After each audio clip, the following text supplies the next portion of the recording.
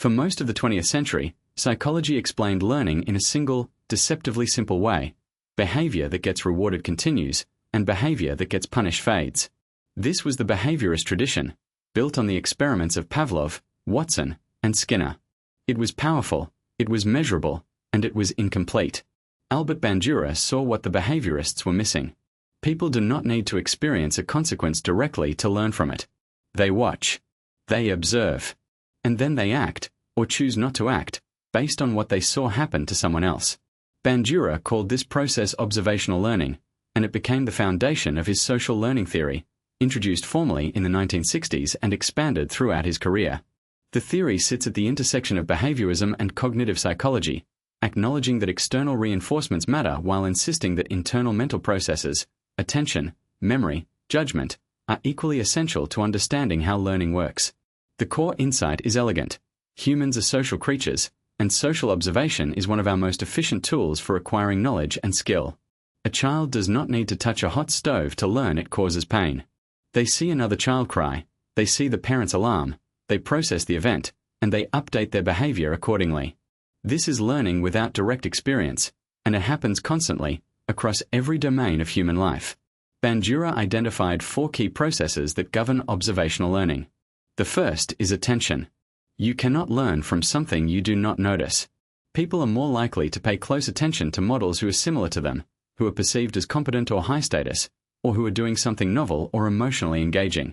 This is why children closely watch older siblings, why employees study their most respected colleagues, and why media figures exert such powerful influence on behavior. The second process is retention. Observing something is meaningless if you cannot remember it. People encode what they watch into mental representations, images, verbal descriptions, conceptual frameworks, that they can retrieve later when the opportunity to act arises.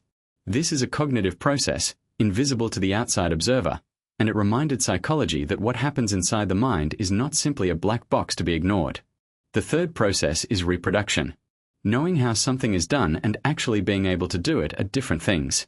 A person might watch a skilled guitarist for hours and develop a mental model of the technique, but translating that model into physical performance requires practice and feedback. Reproduction bridges the gap between observation and action. The fourth process is motivation. People do not automatically replicate everything they observe. They are selective, and their choices are shaped by anticipated consequences.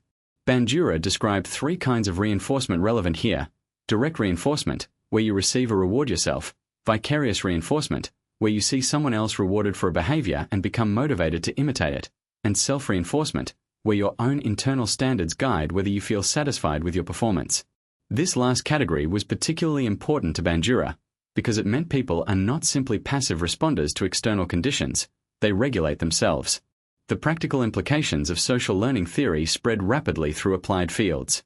In education, it became a foundation for modeling-based instruction, where teachers demonstrate skills explicitly and students learn through observation before attempting tasks independently. In therapy, clinicians began using models, live, filmed, or imagined, to help clients overcome phobias, build social skills, and modify habitual behavior patterns. In public health, campaigns began designing role models whose behavior audiences could observe and internalize. The theory also raised serious questions about media influence. If children learn from watching peers and adults, what do they learn from watching television? What behaviors are being modeled? What consequences follow them on screen? And how does exposure to violent or antisocial content shape the behavioral repertoire of young viewers? These questions drove decades of research and continue to animate debates about digital media, video games, and social platforms today. Social learning theory also shifted how psychologists thought about culture. Cultural transmission, the passing of norms, values, practices, and beliefs from one generation to the next, is, in large part, a process of observational learning at scale. We absorb the practices of our communities not through formal instruction but through sustained, repeated observation of how people around us live. Bandura was careful to note that observation does not produce robotic imitation. People are not mirrors. They select, interpret, adapt, and sometimes resist what they observe. The learner is an active agent, not a passive receptor. This distinction would become even more central in his later work on self-efficacy and human agency, where he argued that people's beliefs about their own capabilities are as important as any external influence. Social learning theory remains one of the most widely applied frameworks in all of psychology, influencing fields from criminology to organizational behavior to parenting research. It captures something essential about the human condition.